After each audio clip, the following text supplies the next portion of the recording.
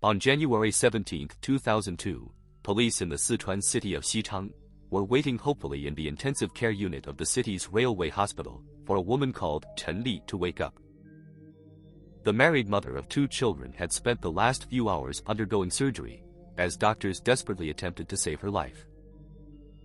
Over the course of the previous evening, she'd suffered severe head injuries and multiple knife wounds, as her family were victim to a brutal home invasion that left her 67-year-old mother, 8-year-old daughter, and 3-year-old son dead.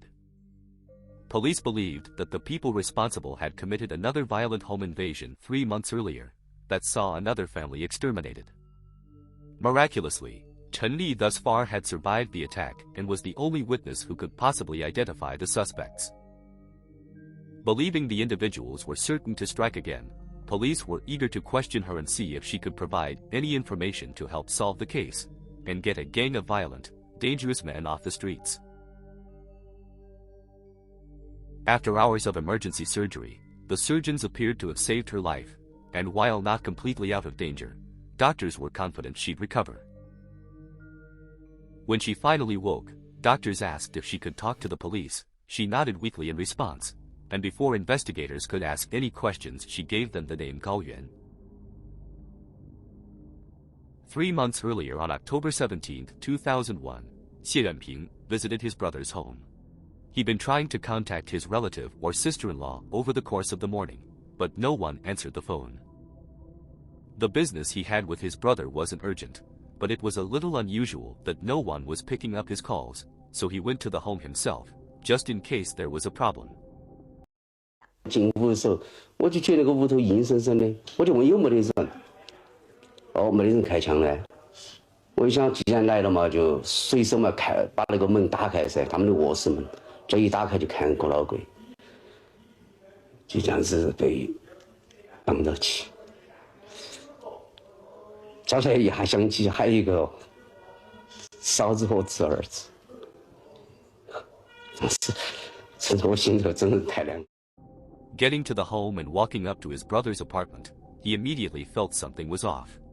The home felt eerily quiet, and the family dog, which usually barked when there was a knock at the door, was silent. Xie Yuanping pushed the door gently, finding it unlocked. Entering the apartment, he was immediately hit by the odor of stale cigarette smoke, which was also unusual as his brother and sister-in-law were non-smokers. He went further into the home, and opening the door to the main bedroom, found his brother lying dead on the bed, blood pool on the mattress under the body. Panicked by the horrific sight, Xie Yuanping took a moment to steel himself, before looking through the other rooms in the apartment. In the next bedroom, he found his sister-in-law lying dead on the bed, her naked body partially covered with a quilt heavily stained with blood. The scene he'd entered only got more disturbing when he next found the body of his 10-year-old nephew, bound and gagged. 然后去看的时候，家死人口是太悲惨了，真是这个歹徒就真的没得神。Barely able to comprehend the scene he'd encountered, he needed a moment to calm before reporting the incident to the police. As horrifying as the scene was for Xie Yuanping, once the investigation began, the true brutality of the incident became clear. The brother, Xie Zhiping, was blindfolded and gagged, his arms bound behind his back with tape, and his ankles bound together in the same manner. He'd been viciously beaten in what appeared to be a sustained assault, and died after being subjected to multiple knife wounds to the feet, legs, and abdomen. 好大年纪？37。裤子就他裤子分开的，完全分开了的。哦，撕开分开一点，抱你撕开抱的重。是那个线裤？是那线缝撕开的。周围开展调查没？ The sister-in-law, Chen Hui, was also blindfolded, gagged, and had her hands bound behind her back. Under the quilt she was naked, and later examination would show she'd been violated prior to her death. As in the case of her husband, she'd suffered extensive injuries from blunt force trauma, and multiple knife wounds, one to her heart being the cause of death. The 10-year-old nephew of Xie Yuanping, as with his parents, was blindfolded, bound and gagged, but unlike them he wasn't beaten. the cause of death later being ascribed to suffocation. 男人呢？他男人是男人在隔壁了，还有一间房。你有啥子在这说？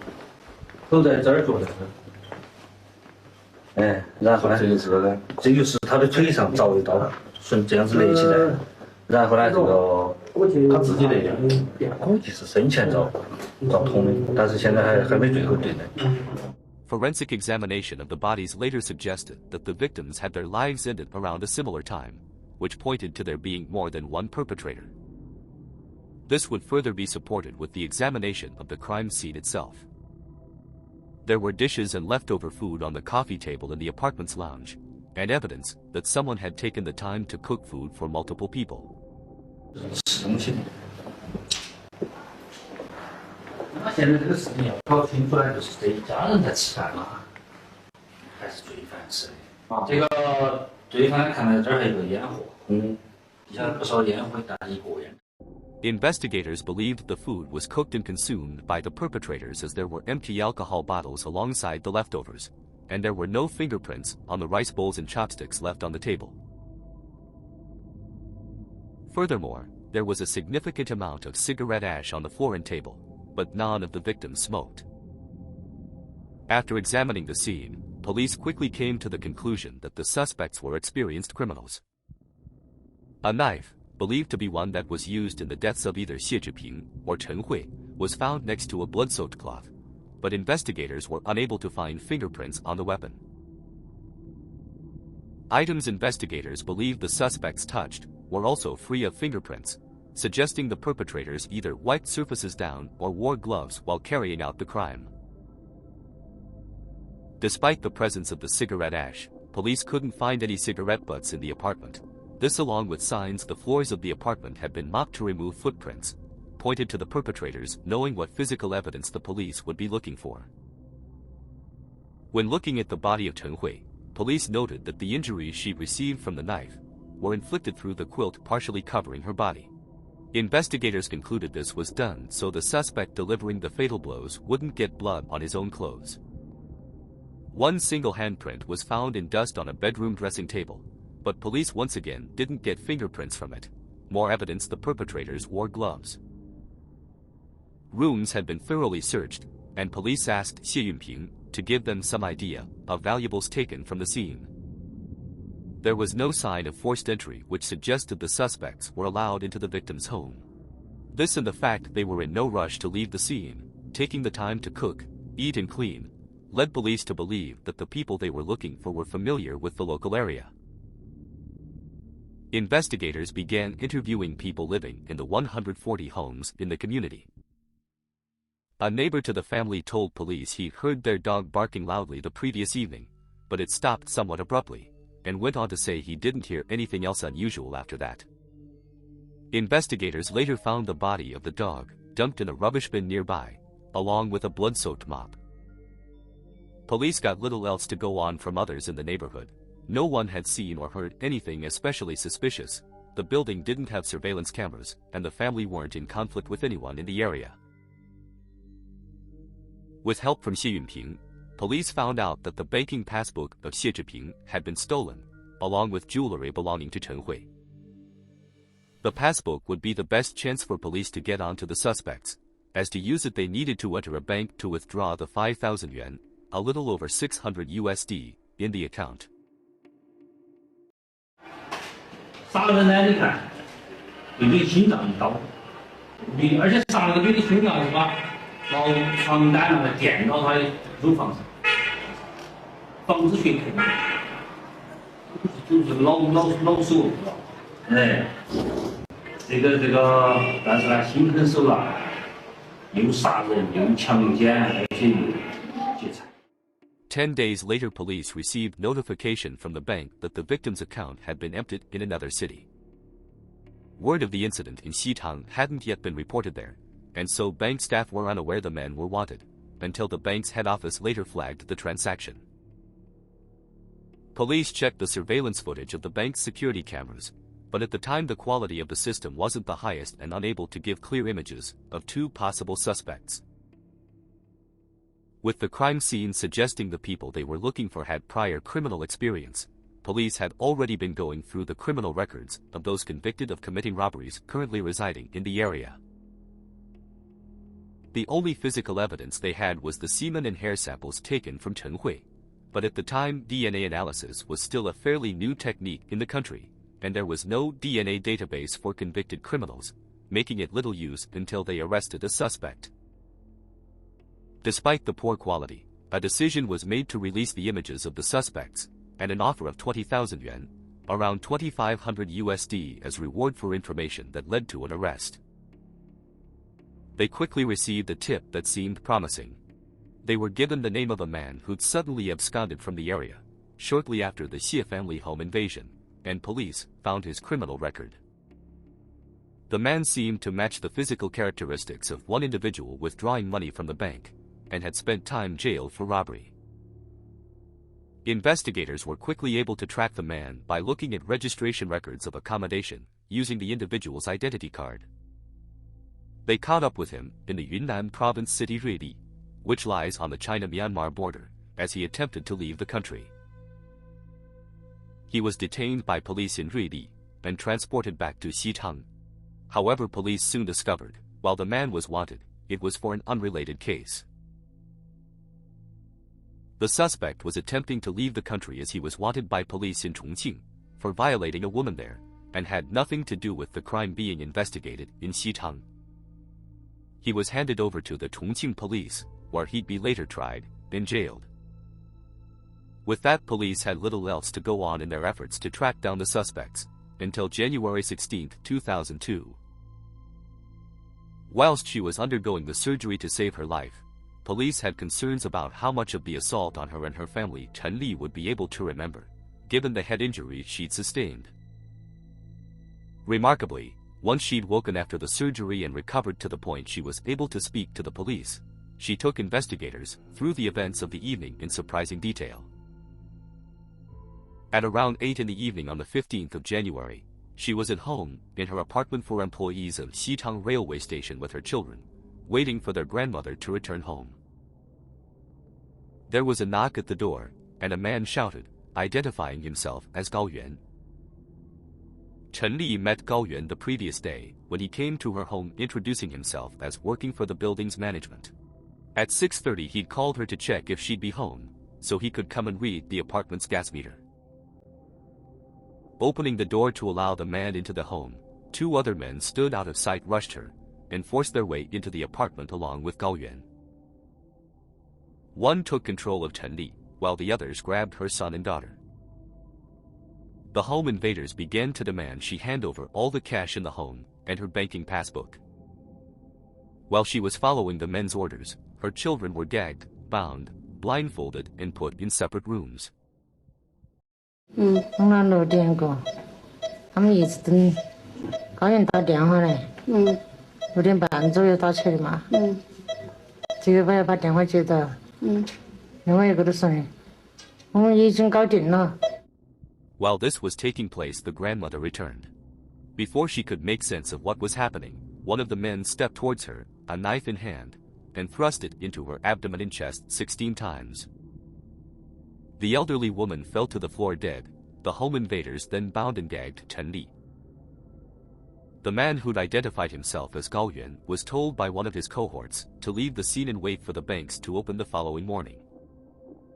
The man giving the order told Gao Yuan they'd wait for him, keeping watch over the hostages until he called them, saying he had successfully withdrawn the money. 高原他们总共是几个人进来？3个。他们又在屋头到处找东西。找了过后，9点过，我老婆伙计回来了，结果他们就把老妈子挤来屋头。老妈子就吼了几声。就在地上按着电灯动了嘛。我看到那个冰箱这边，好多血哟，肯定把老妈子杀死了。 Once Gao Yuan left the scene, the two remaining men turned their attention onto Chen Li and her 8-year-old daughter. They were stripped naked and repeatedly violated by the remaining home invaders. 高原就走了。拿存折、手机，黑头拿就走了。他们2个人都把我强奸了。翻了冰箱，2个冰箱找了东西，然后又去把香肠来煮起，鸡蛋来煎起。The men took a break from their assault, cooking themselves some sausage and eggs. Then on finishing their late-night supper, they went back to their terrified victims. 就开始把我的脚绑起，手绑起，嘴巴塞到，嘴巴再捆块布，眼睛套。The horrors continued to the next morning, until one of the men received a phone call from Gao Yuan, informing his accomplices that he'd successfully got his hands on the money. The home invaders weren't going to leave any witnesses. They beat Chen Li about the head several times before attacking her with a knife, causing 7 separate injuries. 就拿个人崩来扑到，好的，一个骑在我的腿上，另外一个人就拿枕头垫到我的脑壳，晓得用啥子东西打嘞？打了5、6下。当时打2下我没昏，后头我打了，我就昏了，拿刀子杀我大腿，后头又杀下身，又落了2刀，腰杆又杀了2刀，他们都把我枕头揭开看，没得气了，他们都去弄娃儿去了，把娃儿整得机机灵，不晓得是那个东西打的嘛，是踢在地墙上。The assault caused her to briefly pass out, but she was woken by the muffled moans of her children, as their lives were being extinguished. Her 8-year-old daughter's life was ended with their knives, while her son was suffocated. Chen Li could do nothing but listen to the assaults taking place. Once the men were done, they came out of the bedrooms and began attempting to clean up the scene. The men removed evidence of their presence, mopping footprints from the floors, collecting cigarette butts, and wiping anything they touched without gloves. As the men walked around the room, Chen Li played dead, fearing they'd finish her off if they saw her moving. However, they noticed she was still breathing and smothered her with a pillow. Somehow, she was still alive when the door closed behind the men as they left.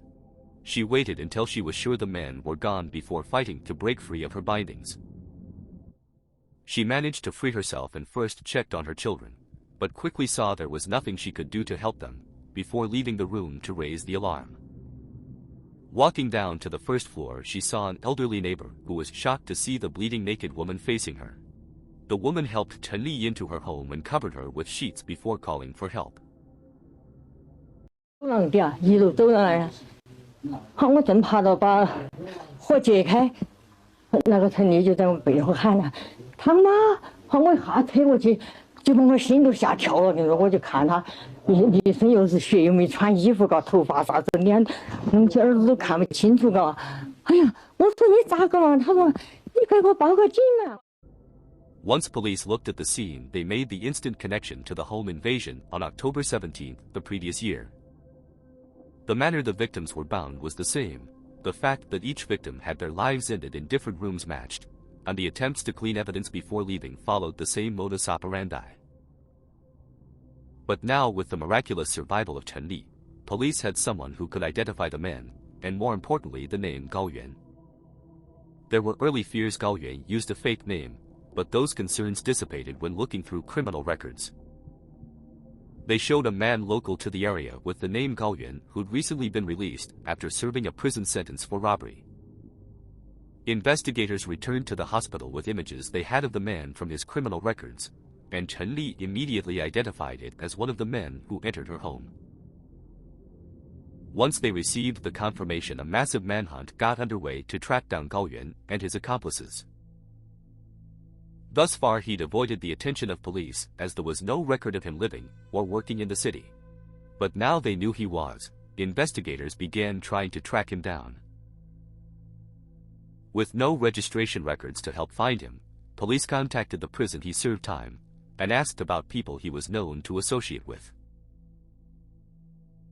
Information coming back from the prison informed police that Gao Yuan had a close relationship with two of his cellmates, Luo Ningliang and Wang Bangwei, who were also from Xichang and had been released around a similar time to Gao Yuan. Both men had criminal convictions for robbery, and while investigating the names, police discovered someone named Luo Ningliang had already left the area, taking a train to Panzhihua, 200 kilometers south of Xichang. Investigators in Xichang went back to the hospital to speak with Chen Li once more, showing her a photo of the two former cellmates of Gao Yuan, and she identified them as the men responsible for the deaths of her family. Police in Xichang contacted those in Panzhihua, asking them to help arrest Luo Ningliang, while they themselves searched the city for Gao Yuan. Checkpoints were set up on roads and transport hubs around the city, and officers went door to door in the area the family of Gao Yuan resided. At one of the checkpoints, an individual who resembled the images police had of the man named Gao Yuan was stopped, and when asked to show his identity card, he claimed his name was Liao Xianchong. However, he had no proof of this. The man claiming to be Liao Xianchong was arrested under suspicion of actually being Gao Yuan. Once at the police station, his fingerprints were taken, and they'd be found to be a match of the fingerprints police had on record for Gao Yuan. Being interrogated, Gao Yuan flatly denied being the man they were looking for, and any knowledge of the two home invasions that left 6 people dead. Apart from this, he refused to say anything, staying silent for almost 18 hours of interrogation. However, with police having 6 victims on their hands, 3 of which were primary school children, interrogators were determined to get answers. The atmosphere in the room became increasingly tense, and Gao Yuan, or Liao Xianchong, struggled to maintain his defiant composure. 就是几十个小时，无非就是几十个小时，再给你设身处地的讲，对不对？你都是娘生父母养的，都是有妻，大家都是有妻儿老小的，对不对？你难道说的是年纪这人气都没得？ Police put whatever evidence they had in front of the suspect and made it clear they knew he was involved. But it wasn't until they began asking about his relationship with Luo Ningliang and Wang Bangwei that he finally started confessing. He admitted he was Gao Yuan and that he took part in the second home invasion. However, he denied playing any part in the deaths and any involvement in the first incident with the family of Xichang.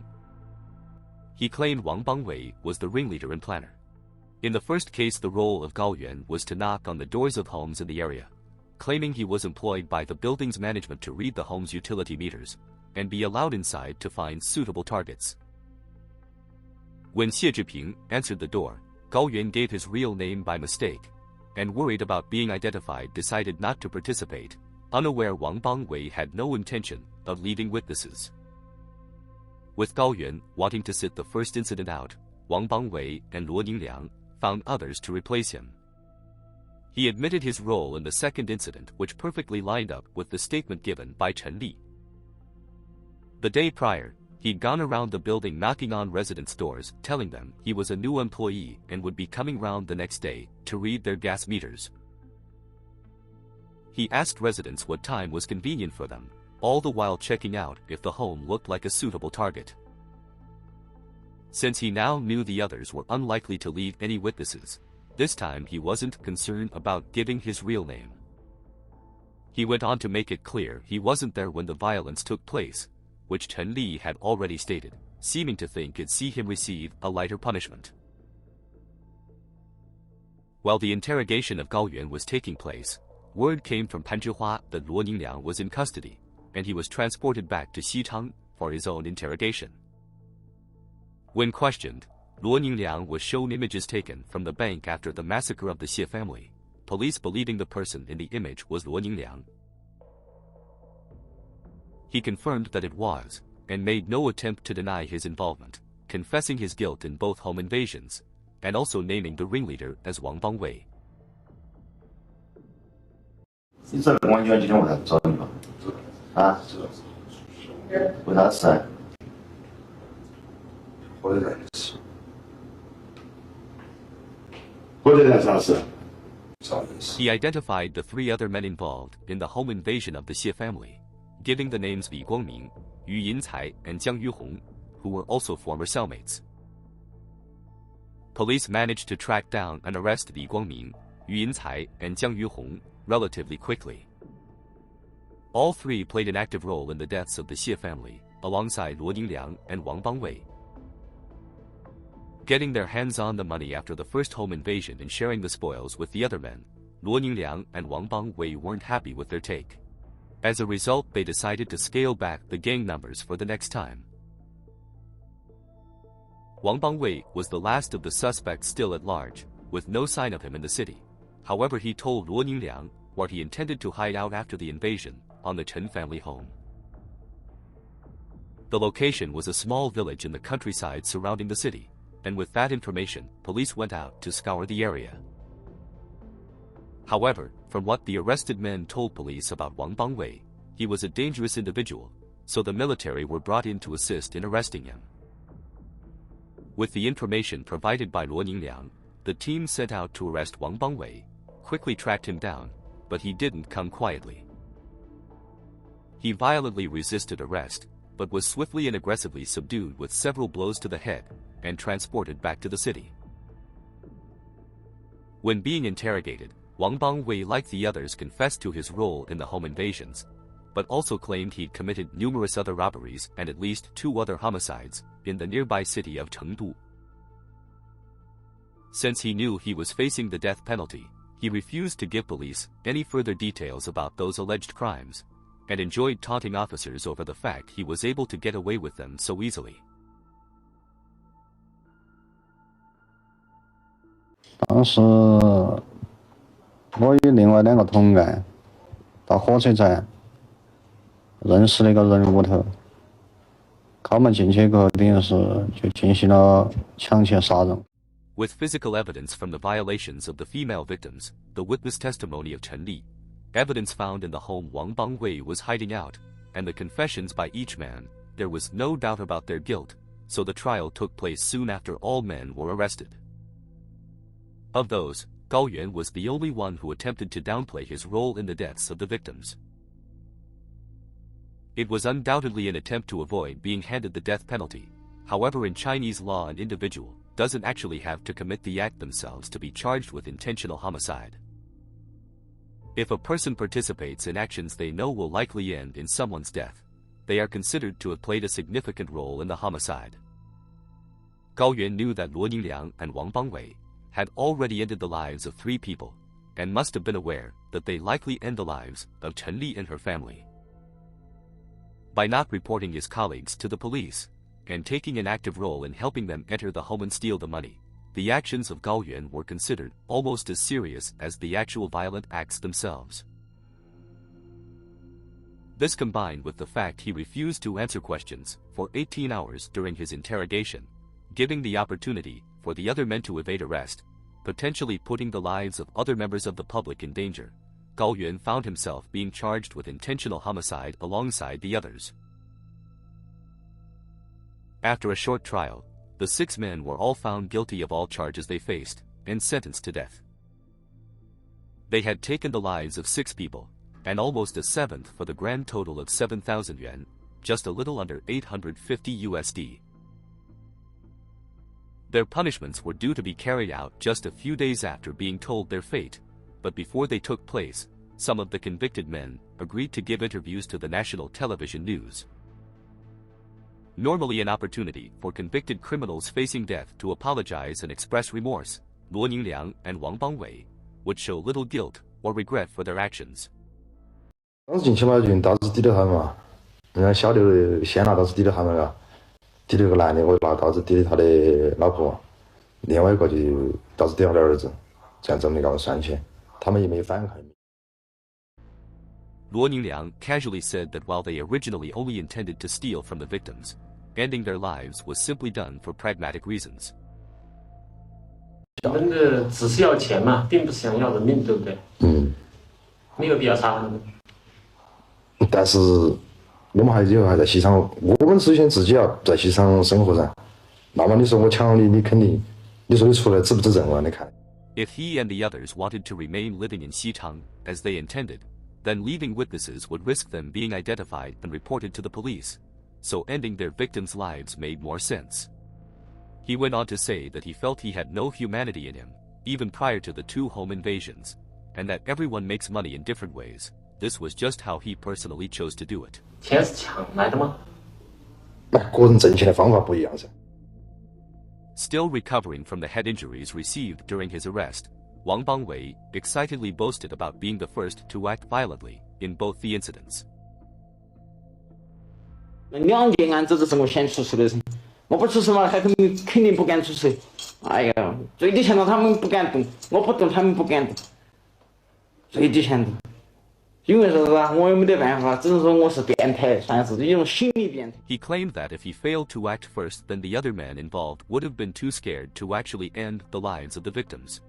By starting the massacres, he left the others no choice but to continue the violence. While Luo Ningliang spoke with a cold detachment about the crimes, Wang Bangwei reveled in the opportunity to speak publicly about them. 最低上觉得你心理变态。为啥说呢？就是以杀人的为生，嘎，以可能是我自认为是种心理变态。正常的人嘛，不敢杀人噻，我敢杀人，心理变态了。He went on to describe himself as someone with an abnormal, perverted psychology. He thought nothing of violating and ending the lives of his victims, treating his actions as nothing more than a means to an end. 人嘛都有为了好活啊，抢钱也是好活，就为了好活。His crimes were just a way to earn easy money, admitting he had a long history of criminal activity, much of which was unknown to police. 还以前都有命案的，就杀了2个，以前在成都的就是。在成都就有个。就杀了2个，再跑，没带着我跑了噻。抢劫又抢劫，个人金老板都抢劫了的。He repeated the claim of having committed 2 previous homicides in Chengdu while in the process of robbing the victims. However, with his death just around the corner, there was little reason for him to help police bring those cases to a close. Investigators made attempts at trying to find who his victims were, but with such little information, and several unsolved homicides, they could only speculate about the identities. Shortly after the interviews were concluded, Gao Yuan, Luo Ningliang, and Wang Bangwei were taken away with the 3 other convicted men and transported to the execution ground to have their sentences carried out.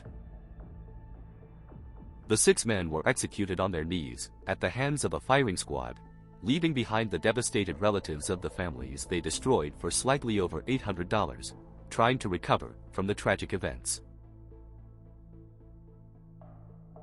Thanks for watching. If you enjoyed the video, please consider giving it a like, leaving a comment, and subscribing to the channel. And hope to see you again for the next dark tale from the Middle Kingdom.